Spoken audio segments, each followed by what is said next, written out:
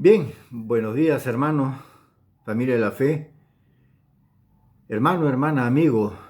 Gracias a Dios por este tiempo que Él nos da, ¿no? De poder estar una vez más reunidos, ¿no? Y poder pues escuchar la palabra de Dios, poder aprender algo más de Él para nuestras vidas.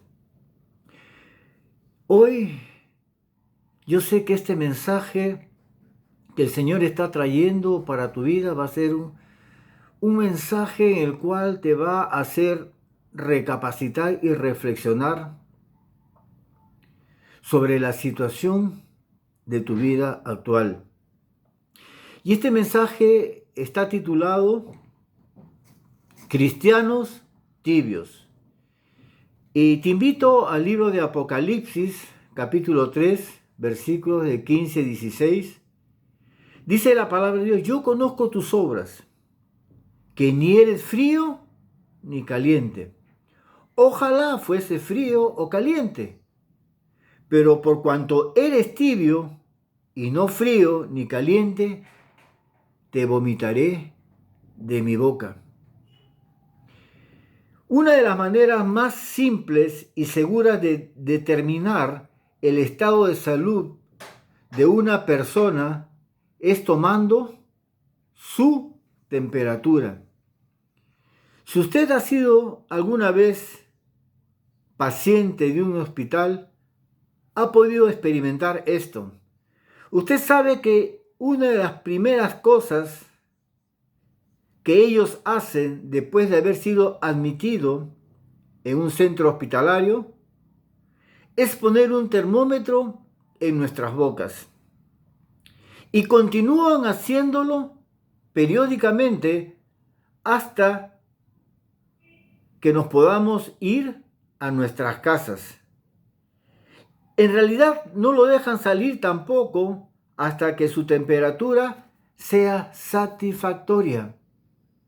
Y lo que hemos podido experimentar esto, podemos ver pues que es realidad. Mientras tu temperatura no sea normal, no sea satisfactoria, no sea la temperatura normal, no te dejan ir a casa. ¿Por qué? Esto sucede porque la temperatura alta es una indicación que algo en nuestro organismo no anda bien. Algo en nuestro organismo está mal. Y las palabras de nuestro texto de Apocalipsis que leímos al principio y que fueron dichas por Cristo resucitado a la iglesia de Laodicea, demuestran que lo mismo sucede en el sentido espiritual. Es decir, la temperatura espiritual es una indicación de nuestra salud espiritual, cómo nos encontramos espiritualmente ante el Señor. Si nosotros prestamos tal atención a la temperatura de nuestros cuerpos para determinar nuestra condición física y de salud, ¿cuánto más atención deberíamos poner a nuestra temperatura espiritual? Este mensaje a la iglesia de la Odisea nos ofrece una oportunidad para hacerlo en nuestras vidas, para que nosotros podamos prestar atención cuál es nuestra temperatura espiritual. Y en esta mañana pregúntate, ¿cuál es tu temperatura espiritual? ¿Eres frío o eres caliente? A continuación, el Señor usa una de las palabras más fuertes y duras expresiones en el Nuevo Testamento. Dice: pero por cuanto eres tibio y no frío ni caliente, te vomitaré de mi boca. Dura esta palabra, decía el apóstol Pedro. Dura palabra, Señor. Y es una palabra dura que nos golpea, que nos hace ver nuestra realidad.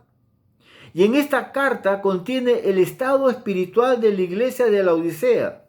Observemos que Jesús primero hace un diagnóstico de la condición espiritual de la iglesia y después ofrece una prescripción médica, hace una receta para su cura. Consideremos primero el diagnóstico que el Señor hace de la condición espiritual de la iglesia de la Odisea. Pero no se olvide que este diagnóstico tiene más que un valor histórico, porque lo que el Señor le dijo a la iglesia de la Odisea en el primer siglo, se lo ha dicho a la iglesia de cada generación y se lo dice también a la iglesia de hoy, a la iglesia actual de hoy. Y eso lo vemos en las palabras finales de su mensaje. El que tiene oído, oiga lo que el Espíritu le dice a las iglesias. El que tiene oído, oiga. Veamos entonces qué es lo que Cristo tiene que decirle a la iglesia de hoy. No solo como cuerpo, sino también a los cristianos individuales. Porque tanto ellos como las congregaciones pueden estar en una condición de tibieza espiritual. Y tú te preguntarás, ¿pero cómo? ¿Cómo puede ser posible esto? ¿Cómo puedo entenderlo? Y para poder entender cómo esto se aplica a nuestra vida, observemos la diferencia que hay entre lo que Cristo decía acerca de la temperatura espiritual de los miembros de la Odisea y lo que ellos pensaban que era su propia condición espiritual. Hay una realidad que podemos ver en la actualidad. Muchas personas se muestran renuentes de ir donde el doctor. Constantemente se quejan de dolores y síntomas de enfermedad. Y esto de repente lo has podido experimentar tú mismo, ¿no? Alguna vez te has sentido mal, has sentido dolor, pero no has ido al doctor. Pero si usted le sugiere que vayan donde el doctor, pues le dicen que todo está bien, que en realidad no hay nada de qué preocuparse. Y algunos inclusive se automedican tratando ellos de resolver su situación actual sin acudir a un profesional. Y algunos de ellos, cuando al fin deciden ir, porque se dan cuenta que la decisión que tomaron no dio el resultado correcto o el resultado que esperaban, pues van al doctor. Pero tristemente ya es demasiado tarde, porque esa enfermedad pues ha avanzado. Es igual, ¿no? Lo que pasa cuando tenemos un carrito, ya ese carrito viejo, y de repente nos empieza a fallar y bueno, lo dejamos por ahí, ajustamos esto, hacemos el otro, pero no lo llevamos a donde el profesional, donde el mecánico. Y claro, y seguimos dándole al pobre carro, y llega un momento que el carro, plum, se planta, porque se fundió el motor. Porque claro, tomamos y queremos buscar soluciones temporales, pero no entendemos que el Señor quiere mostrarnos las soluciones eternas para nuestras vidas.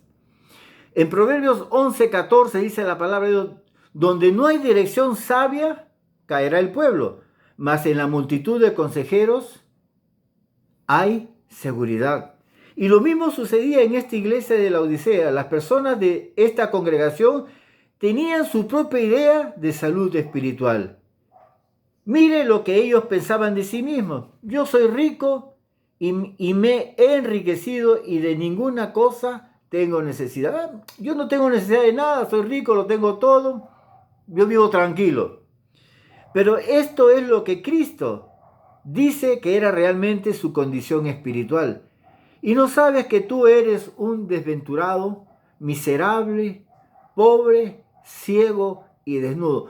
Cristo le estaba diciendo, este es el verdadero diagnóstico. Aquí está una iglesia que pensaba que estaba bien espiritualmente. Hacían alarde de su fuerza, de su condición, de sus riquezas, pero la verdad es que su estado era deplorable. Esa iglesia estaba en UCI, estaba ya en cuidados intensivos. Ellos no eran fríos ni calientes, sino que estaban tibios. Esto significa que eran solamente cristianos nominales. Es decir, profesaban creer en Cristo, muchos eran incluso hasta bautizados, se llenaban a sí mismos de una iglesia cristiana, pero no tenían ninguna de las gracias y de los frutos de un verdadero creyente. La palabra de Dios es clara, dice que por los frutos nos conoceréis. Por los frutos conoceremos a aquellos verdaderos hijos de Dios, a aquellos que verdaderamente han nacido de nuevo. Y no tenían nada de Jesucristo ni del Espíritu Santo.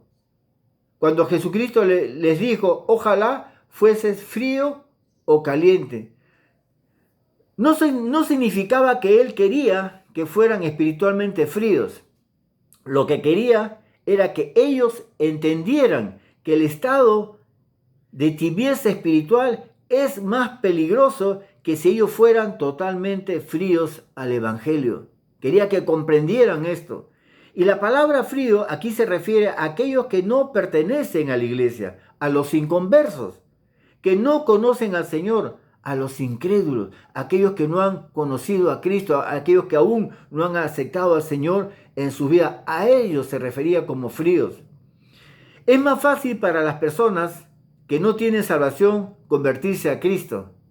Es más fácil que los cristianos nominales se conviertan en verdaderos cristianos, porque solamente son unos simples religiosos. Viven una vida religiosa. Alguno podría preguntarse, ¿cómo es posible que esta iglesia fundada por los apóstoles, probablemente Pablo o Juan, estuviera en tan miserable condición espiritual? Que ellos no habían recibido directamente, pues de los apóstoles habían recibido estas enseñanzas. Y uno se pregunta, pero ¿cómo es posible que ellos pues pudieran haber caído en esa condición tan miserable? Habían perdido todo su entusiasmo, su fervor y todas sus cualidades espirituales. Y la respuesta a esa pregunta es dada en la carta enviada a la iglesia de la Odisea. La condición espiritual de esta iglesia era deplorable, porque había tomado su carácter del medio ambiente social y político de la ciudad donde estaba situada, en vez de tomarlo del Señor. La ciudad de la Odisea era una de las ciudades más ricas del mundo antiguo.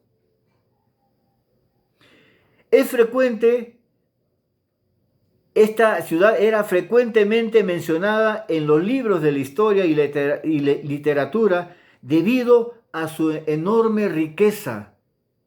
En todos los libros de historia y literatura, pues es mencionada esta ciudad por la riqueza enorme que ellos poseían. Cuando la ciudad sufrió mucho daño después de un terremoto que hubo en el primer siglo, rehusó la ayuda que Roma le ofrecía y fue reconstruida totalmente con capital local. Materialmente ellos no tenían necesidad de nada, eran ricos, que pensaban que no tenían ni siquiera necesidad de Dios y vivían para el dinero. Ese era su único objetivo, vivían para el dinero, para las riquezas. Y mira, yo te invito a 1 Timoteo 6:10, dice la palabra de Dios, porque raíz de todos los males es el amor al dinero, el cual, codiciando, algunos se extraviaron de la fe y fueron traspasados de muchos dolores. Y esto es lo que estaba aconteciendo con la iglesia de la Odisea. Se habían extraviado en la fe. Porque claro, habían puesto su mirada en las riquezas. Las cosas terrenales habían usurpado sus corazones. El lugar que le pertenecía únicamente al Dios invisible y eterno. En su corazón habían dejado que entrara las riquezas, el espíritu de riqueza. Las riquezas que habían ambicionado las habían obtenido, pero en su mundana prosperidad habían perdido toda riqueza espiritual. Por eso eran tibios.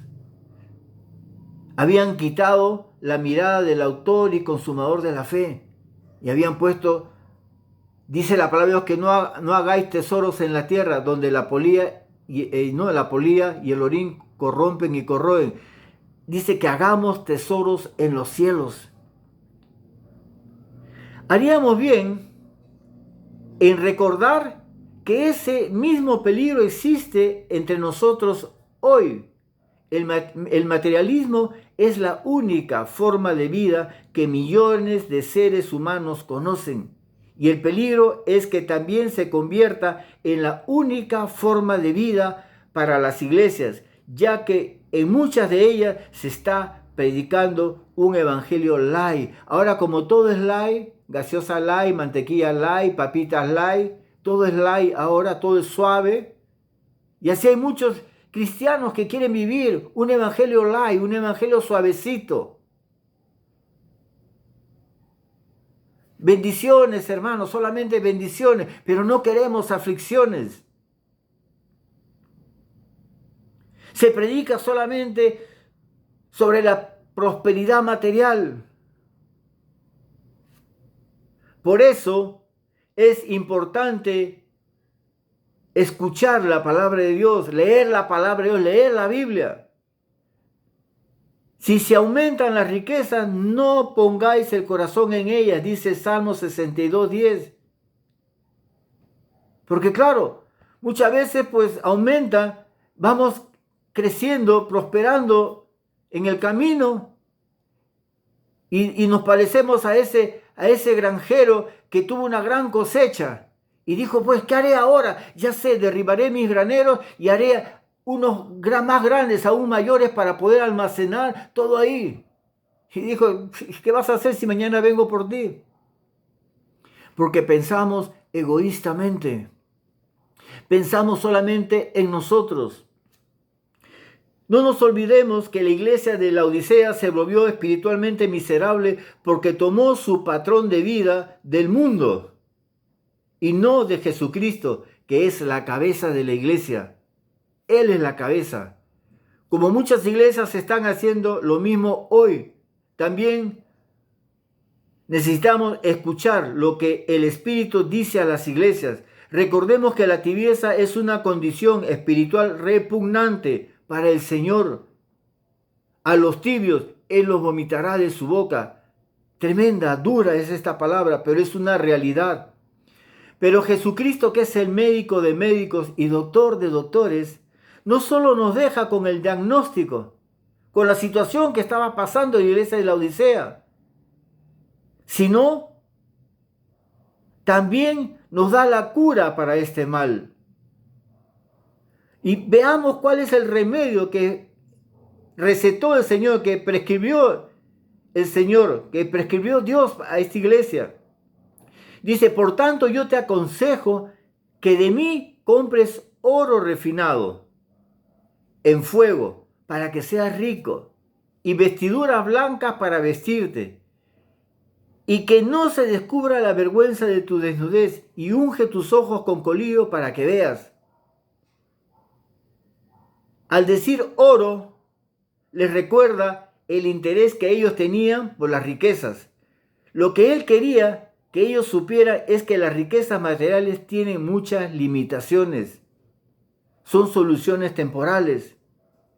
Nunca traen una verdadera felicidad. No pueden curar la soledad. No pueden comprar genuinos amigos.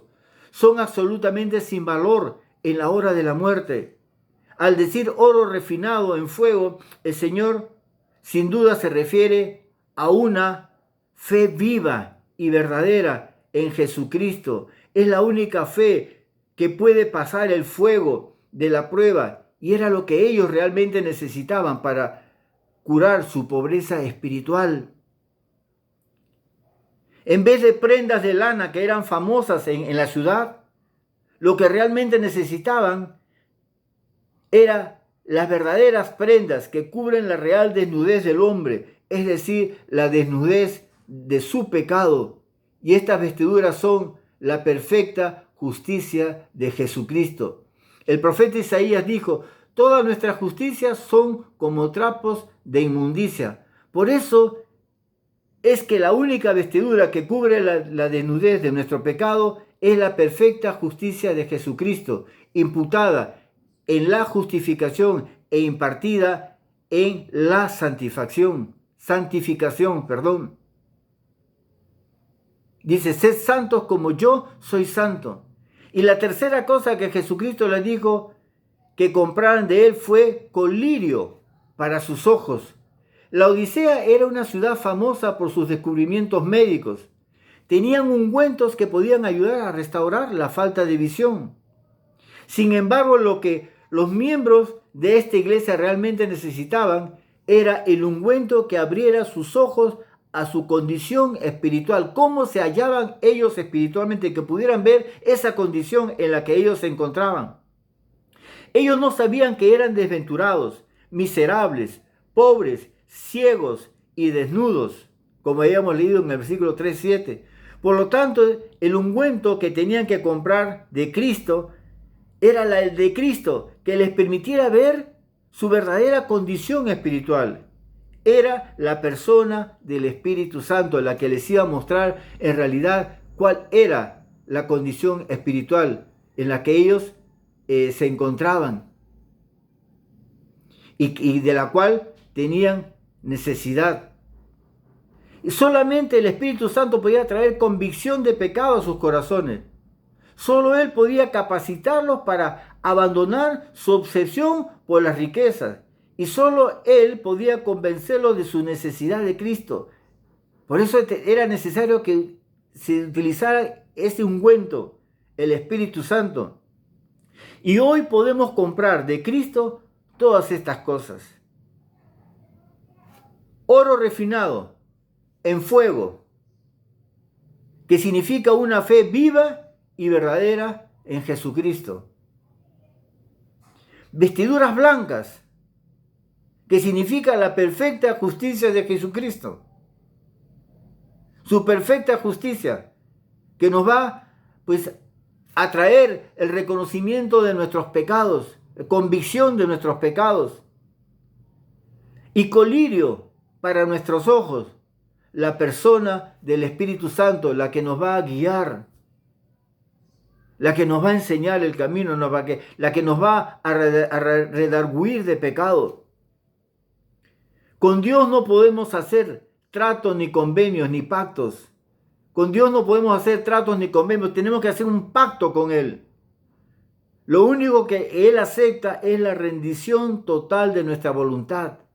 Y Dios quiere hacer un pacto contigo, conmigo.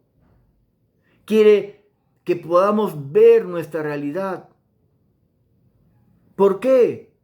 Porque es la única forma en que podamos ser curados de este mal fatal, que es nuestra tibieza espiritual. Si no tomamos la cura que Él nos ofrece, entonces moriremos.